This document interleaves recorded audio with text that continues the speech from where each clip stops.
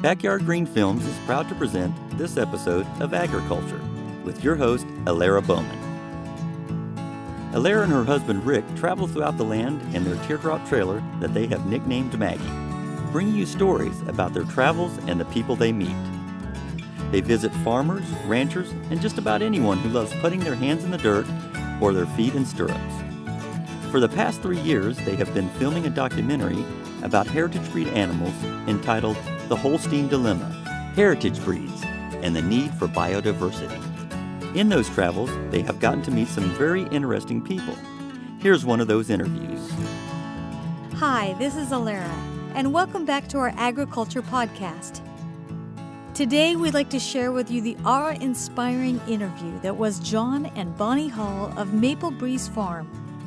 They're a farming family in Connecticut, and they own a herd of Milking Devon cattle. These people are as down-to-earth as they come, and they're one of those couples that you just have to go lift a glass and have a bite to eat with after an afternoon of tromping in the fields that you really didn't want to end. They're just fantastic people. So a quick trivia fact. You may have heard us talk about the Livestock Conservancy, which is an organization that works to preserve heritage breeds. The Milking Devon cow is the animal that started it all for them, and John will tell you about that later. So, I can trace my ancestry fairly far on a few sides. On the German side, it goes back to the 1700s fairly easily. On the English side, it goes back to that ship that came over with all those pilgrims on it. And on the Belgian side, I think there's actually one member that can be traced to the 1500s. But in all of those tracings, it's represented by a group of pictures for the last, 100 years or so, and maybe a family Bible that's been around for quite a while, and some gravestone tracings that have been copied down for the overseas relatives, and a tree on a piece of paper. Those are absolutely wonderful things, and they really help me to feel like I'm part of a long chain that's connected to the past. I'm eternally grateful to the long-suffering genealogists in the family that made that possible. Well, then we met John and Bonnie Hall of Maple Breeze Farm, and my perception of the concept of working to keep history alive took on a whole different perspective. I'm going to let them tell you about their farm and the animals in their own words, but I have to say that of all the people we've spoken to in this documentary process, this was the interview that really made me feel an appreciation for time and effort, and what it takes to truly be described by words like sustain and longevity. Through drought and fire and rain and storm and floods and wind and I'm sure locusts and frogs and the other plagues, at least one member of this family has kept the bloodline of this group of Milking Devon cattle alive since the 1600s. So I want you to picture the family cycle on a farm. Maybe a single farmer in his or her 40s, or a grandparent in their 80s, or a child of 10. But someone has to run out and feed the cows or put them in the barn. Someone goes out and milks every single day. It's just one of those things that happens over the history of agricultural development. One family member goes and takes care of the farm chores every single day, and we still do it now. John's family has done that seemingly mundane thing every single day on the same piece of land with the same bloodline of the same herd since 1635.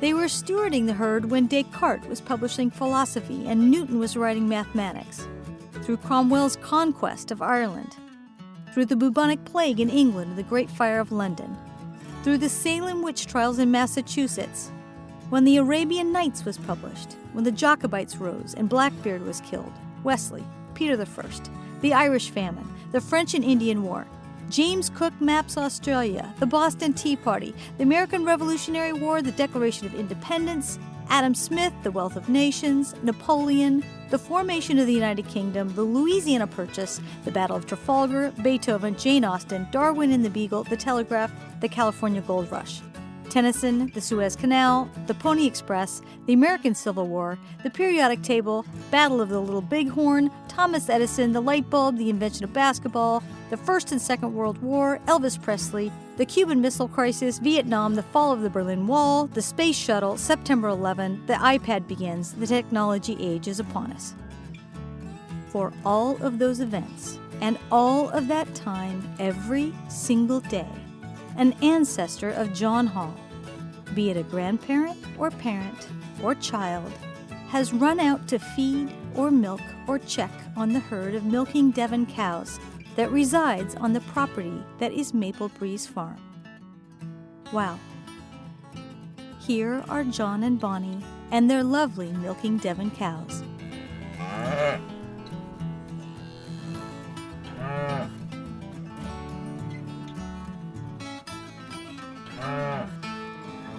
Okay, off we go. Tell me who you are and about your farm. Okay, so I'm John Hall. We're in Westbrook, Connecticut. I'm Bonnie Hall. Our farm is called Maple Breeze Farm. So tell me about these animals, if you would. So we have American Milking Devons. See a number of them behind. We have about 50 here in Westbrook. My family came here to Westbrook in 1635 and they brought some Devons with them and they haven't left. So like I tell people, the family was too stupid or stubborn to go west in the movement. And the Devons stayed here, and you'll see Devons on the same land that it's been on, eating the same grass in the same fields for almost 400 years. Brought some Devons. Tell me about that particular process and where they came from. Well, my family, as many families did, came in through Plymouth, and Plymouth is where the Devons came into the United States in 1623. The Plymouth settlers came in 1620 on the Mayflower. Half the settlers died the first winter from disease, starvation, whatever. The next year another boat came with another 100 folks, no animals, and they said to the captain, you need to get word back to England, we need animals to sustain us. Chickens, pigs, cows, sheep, whatever, we need animals. There's nothing here. It's raw land. So in 1623 the boat came into Plymouth and it had red cattle from the south of England, which are what's now known as American Milking Devons, on board, along with other animals, and chickens and the pigs and the goats and whatever they needed. And they came into Plymouth and they've been in New England ever since. And they thrived. And if you can imagine Plymouth in 1623, there were no veterinarians, there was no alfalfa, there were no fences, there were no improvements as we know agriculture today. It was raw woodland. And Devons thrived on that. Our cattle today, they pasture in these woods all summer with marginal grass, and they eat a lot of leaves and shoots just the way they would have back then. And they do very well on that. They're very happy on that. And they'll do well on good feed as well, but they'll get by very well on raw land, rough conditions. Okay, so they'll survive on raw lands and rough conditions, but what was the purpose of these animals? Well, they needed animals to sustain themselves. They needed milk, they needed meat. So they give a great quality milk, smaller quantity. You don't see them milked commercially today in any big dairies because they give a smaller quantity, certainly not like a Holstein. But the quality is there. They're high in butterfat, CLA, omega-3s. The association has done some studies on that. It's on our website. And they make great beef. And we sell a lot of beef. Bonnie markets a lot of beef at our farm store. And their triple purpose, the third purpose is working oxen. And they're the smartest, fastest, most endurant oxen that you'll have. So oxen really built early New England, long before workhorses. They drew out the stones for foundations, pulled stumps, plowed fields, did all the heavy work. And that continued through New England. I have pictures right up into the 1900s of my grandfather working 4 yoke of oxen on a big grading machine. I mean, they were the work animals of New England in the day. Now, I've heard these described as athletic, and I thought that was a bizarre word to ascribe to a cow. But tell me how that. Well, they'll walk along all day with you. If you can keep up with one all day long, you're doing good. You're in good shape. You won't need to go to the gym. But this is not a large cow. No. They're not huge. If you look at this one here, this is a nice older cow. She's what I call long-legged. She's up on her legs. Now, male offspring from her would make excellent oxen. They're going to have long rear legs, good long step. They'll move right along, work all day. She's a nice dark colored one. That little boy behind her, that's not hers, but he's an excellent little bull in the making coming along. So you don't need them to be really beefy as we would typically think of oxen? I don't prefer to see Devons beefed out to the max. I mean, yes, if you're going to butcher one, you want to try to get some weight on it as much as you can. But to work them, a working animal has to be in working condition like an athlete. You don't see fat athletes unless you're a sumo wrestler. But you also have to feed that animal if it's big. You have to feed them the proteins and the things that they need. Yes, exactly. Just like working sled dogs or any other working animals. They eat a lot of protein, but they're in good physical shape. Not necessarily meaning fat. And a lot of our beef, people ask us when we sell our beef, what percentage fat is it? Well, we don't grade that way. Ours is so lean, it's probably less than 4 or 5% fat. It's just the way the Devons are. We don't put that fat on them. We don't feed grain. They eat like they naturally would. They eat the grasses and they eat whatever we have here. Makes Everything. for easing calving too. Yeah, if you're overweight, it's difficult for the cows to reproduce. Right. Breeding, Right. calving is an issue sometimes. We never have calving issues. The calves, we usually just go to collect the calves either in the barn in the winter or in the field in the summer, and everything goes along pretty smoothly, just the way they were designed to 1,000 years ago. I look at these animals and I think, wow, there's not a whole lot of udder on some of these. Oh no, cows. So how Devons. do you milk one of these? Devons don't have a big, huge udder. The ones we milk a few every day, and we feed the raw milk to our feeder pigs for our pork operation. But we milk all of our cows by hand still. We don't have a milking machine. Why do you do that? Just the way we've always done it. There's nothing like just going in the barn in the morning and sitting down under one of these beautiful animals and having the next one right next to you, and I just close my eyes and just milk, and there's just that rhythm to it. It's special. most of these cows in here that have had a calf before, not most, all of these cows that have had a calf before are hand milkable by almost anybody. Once you go over and pat the cow and she knows you're going to sit down and milk, you can sit down and milk that cow without a problem. There's something very satisfying about, in my opinion, about doing something that you know that your grandmother, your great-grandmother, and your great-great-grandmother may have done. I do that with the chickens. Go out to get the eggs, and it's just an egg, and yet it seems like a little miracle every time I pick it up. That's right.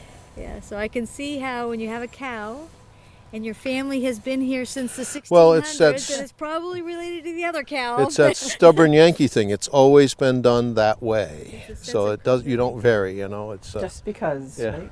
Yeah, but there's a beautiful sense of continuity. There's a whole rhythm to the whole living this lifestyle. Every season has its things that you do in it, and it doesn't matter what the day produces. It's what it is, And you have one of these animals. How many gallons a week do you get out of a cow? A Devon will give you anywhere from 1 to 4 or 5 gallons a day, depending on the genetics of what line they come from. There's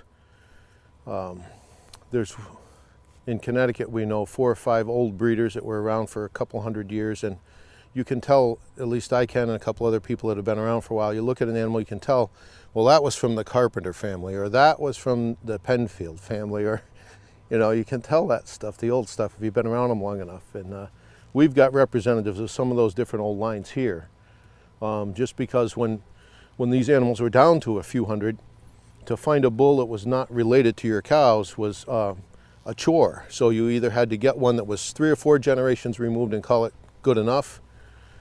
That was really about your choice. You didn't have much other choice. When you get down to a certain number of animals, and that's your entire breeding pool, how do you recover from that to get back up to 1,500? Well, it's tricky. And we had a study done a number of years ago by a grad student at University of Virginia, I believe, that determined our whole breed is 75% interrelated. Now that seems like it's pretty closely related, but when you look at the modern Holstein, they're about 95% plus interrelated. So by that standard, we're pretty good. So as a breed association, what we've done in the last 10 years, we established a semen bank where we drew semen from a number of selected bulls.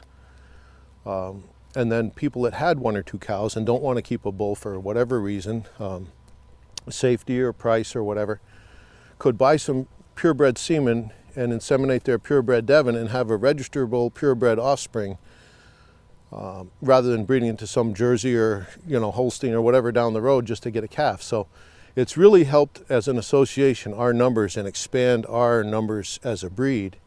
The semen bank's done an incredible job with that.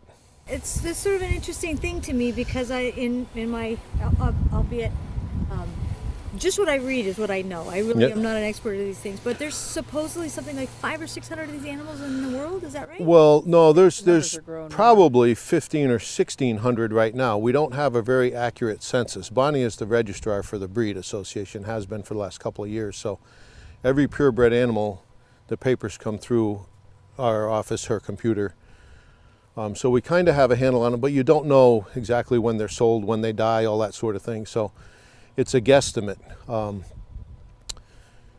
That's where the Livestock Conservancy has its roots. It was founded in the 1970s, I think in 1976, to preserve the Devon cow.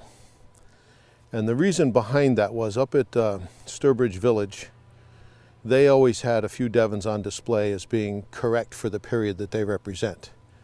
And they used to buy them from my grandfather, Myron Green, in Mansfield, Connecticut. And in the 70s, they had a younger farm manager, and he thought they were kind of getting overcharged, if you will. So they set out to find another source of Devons. And my grandfather in Mansfield always had around 100 at his farm. And we always had 25 or 30 here at our farm, and that's how my parents met, is because of the Devons. That's another story. So they set out to look, and they came here and looked at Devons, and they looked at, of course, at my grandfather's, and they went up to Vermont and they found a few others, but they found only 200 animals or less. That's all there were. They were extinct in England where they had originated. The Milking Devon, the horned Milking Devon, is extinct over there. And they found 200 or so in New England, and my family owned, the majority of those. And if it weren't for my grandfather Green, they probably would be totally extinct today. Do we know why they went extinct in England? What replaced that cow? Well, like I said, and like I tell a lot of people when they ask me at farmers markets, we went over the triple purpose: great milk, small quantity. So nobody milked them commercially. Great beef, but it takes you 6 or 7 years to get a full-size carcass. If you look at some of these cows that are full-grown, they're 6, 7 years plus old. You can do that on a feedlot out west in 18 months. So if you're feeding America, you're not doing Milking Devons. And if you're doing bulk milk, you're not doing Milking Devon.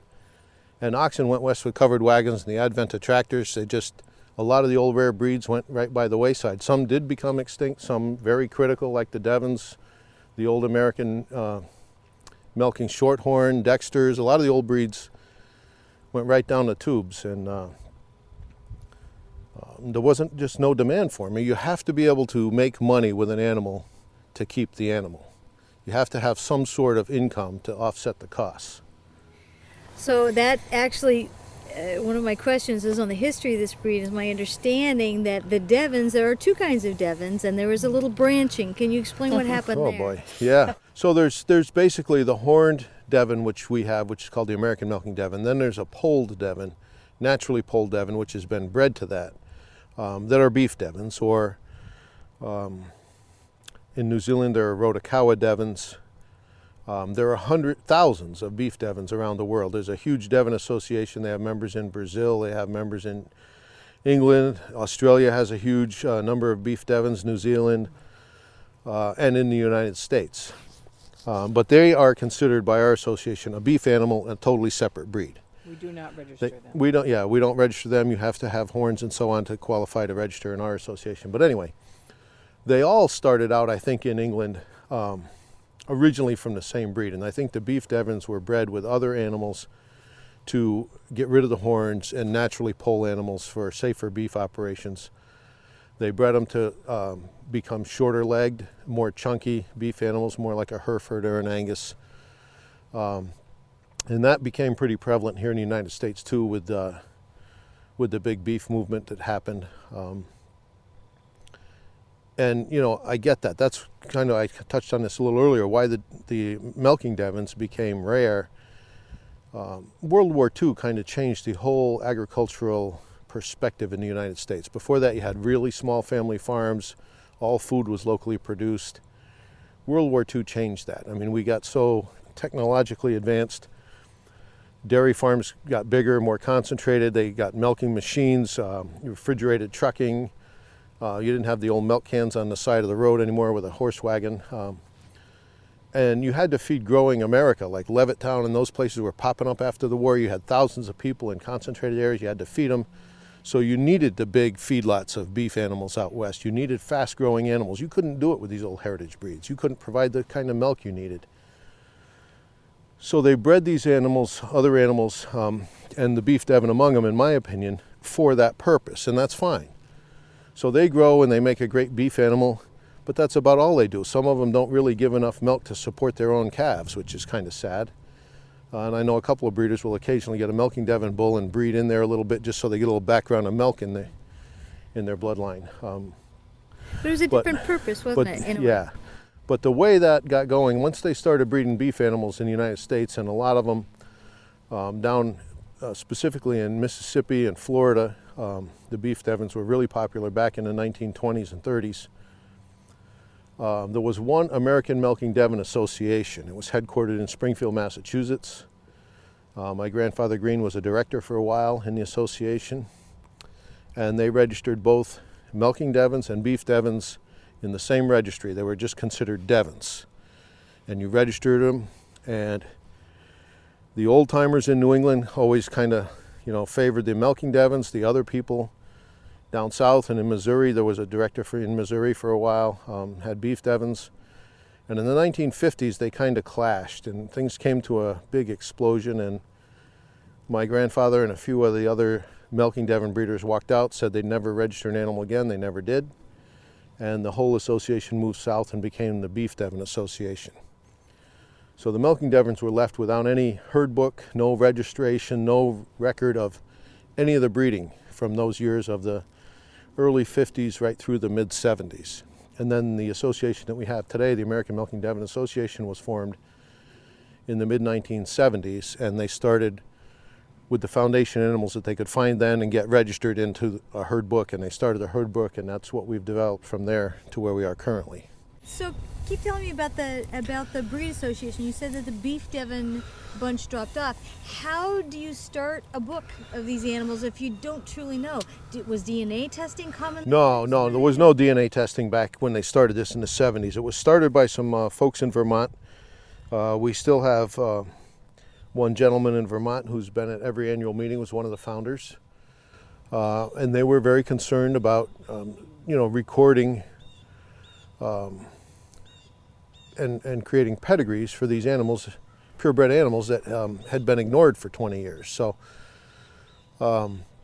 they called their first meeting in a little town called Tunbridge, Vermont. We still have our annual meeting there every year in the basement of the town hall. Tradition, stubborn New Englandness.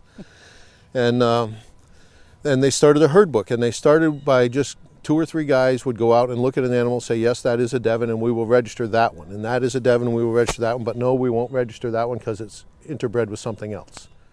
So is this the same way you're looking at that little calf with a bump on the tail and right, where it's from? Exactly. So it started that way with a caveat that my grandfather and my uncle, the Greens, Myron and Cyril, the father and son, in Mansfield, Connecticut, anything you bought from them was automatically registrable because they were so true to the breed and had preserved the breed, essentially.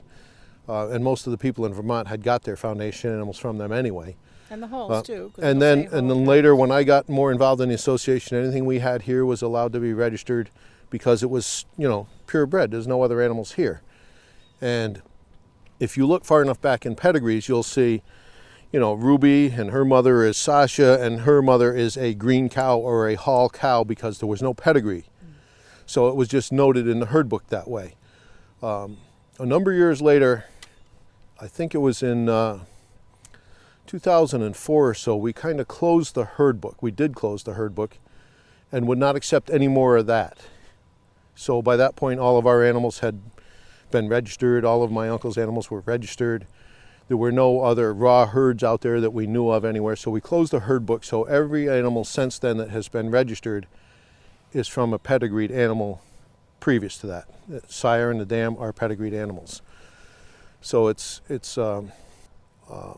I don't know what the term is, but it's not certified, but it's a pretty darn good herd book. It's very carefully kept by the registrars we've had over the years, and the board keeps a pretty close eye on it. So any animals that are registered are thought to be 100% pure Devon. Okay, American that's Milking got to be a Devon. difficult thing in a way. I mean, there were quite a few of these Devons that went west on the Oregon Trail, is my understanding. And if you found a pocket somewhere, what would you do? We did find a pocket. We found a couple of pockets over the years since then, and we went down south and looked at a pocket. Another director, myself, and Bonnie went down there and looked at this herd of 35 fine animals, as fine as you see here or as finer. but that nothing had been registered in 20 years. They had all run and They were running interbred with together. father, daughter, sister, brother, Couldn't tell who was who. and you couldn't tell who was who, and there was no verification of it, and nobody had any money to spend on doing DNA for it. It was a little unfortunate, but we had other animals that had represented those original bloodlines already in the breed, so I think those animals were all shipped off for beef.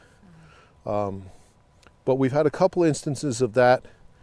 Another instance where there was a herd, smaller herd, but had had some breeding with other animals, so we couldn't qualify them. And there's a number of them out and about still, but they look pretty much like American Milking Devons, but they're not registerable animals.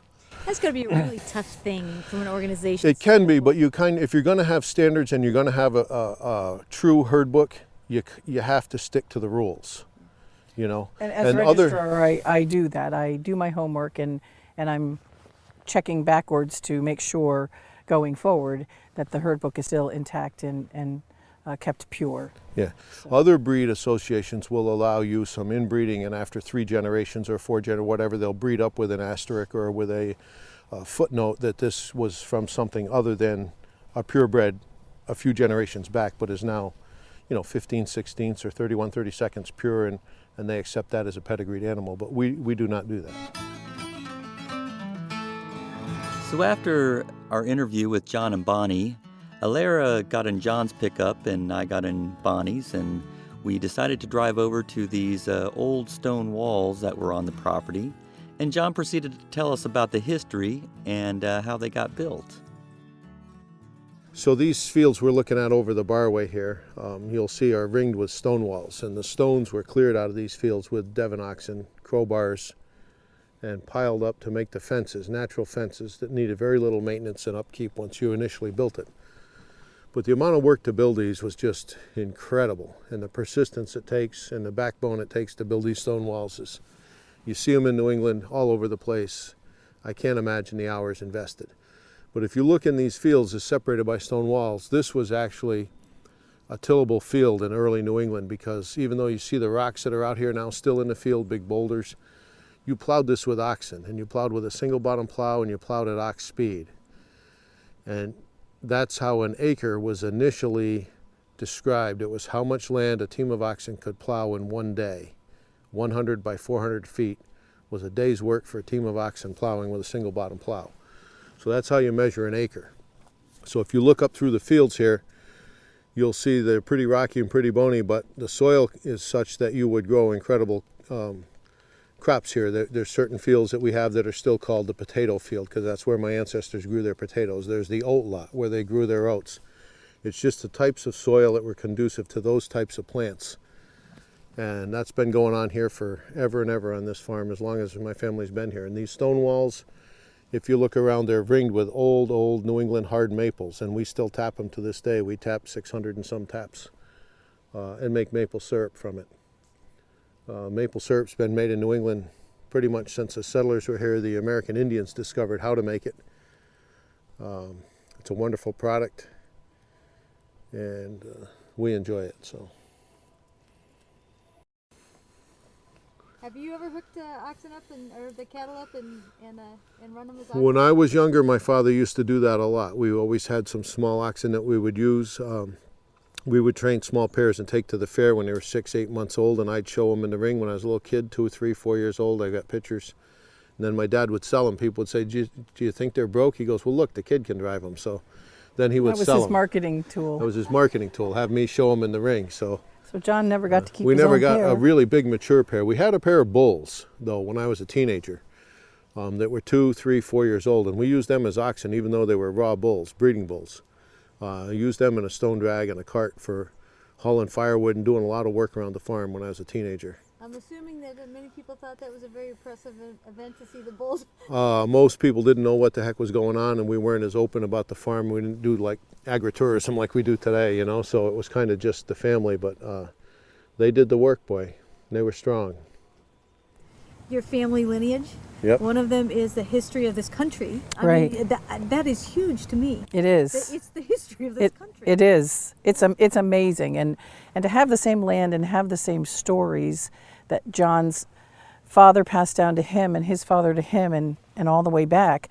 We were cutting up a big tree one year along the stone wall here, and John had a new chainsaw, and he said, "Uh-oh," and he went through something, but he went through it like butter.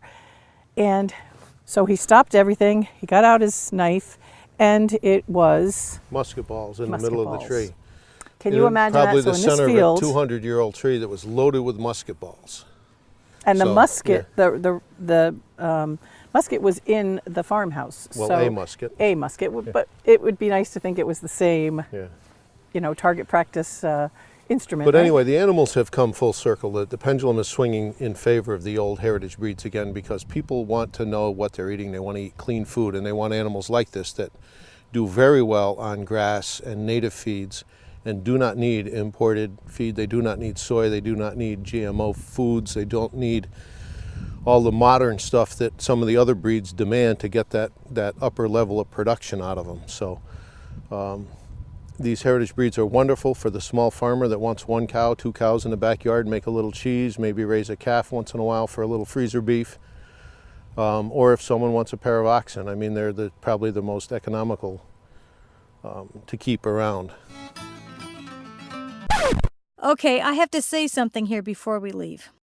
Do you remember the Fisher-Price farm you used to play with when you were a kid, and they had that really cool cow noise that went off every time you opened and closed the barn door?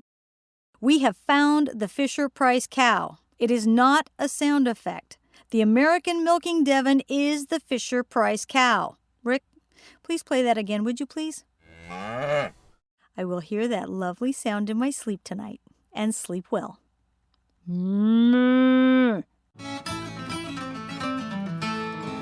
If you liked our podcast, please subscribe. This is how we keep going. And please tell your friends to join us. Please feel free to post any questions or comments that you might have to our social media sites. Our Twitter feed is at Backyard Green Films, spelled BKYRDGREENFILMS. Our Instagram is at Backyard Green Films, BACKYARDGREENFILMS. Our Facebook is Backyard Green Films. Our YouTube URL is youtube.com/backyardgreentv.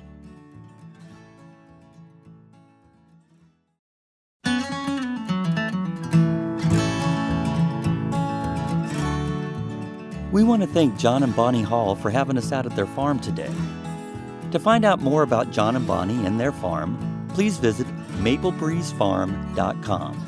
You can also find them on Facebook at Maple Breeze Farm. To find out more about the American Milking Devon Cattle, please visit the livestockconservancy.org. You have been listening to Agri-Culture with your host, Alara Bowman. Please tune in for more upcoming episodes from our travels. We'd also like to thank our producer, Michelle Council. I'm Rick Bowman, your behind-the-scenes editor. Until next time. This has been a presentation of Backyard Green Films Productions, all rights reserved, copyright 2019.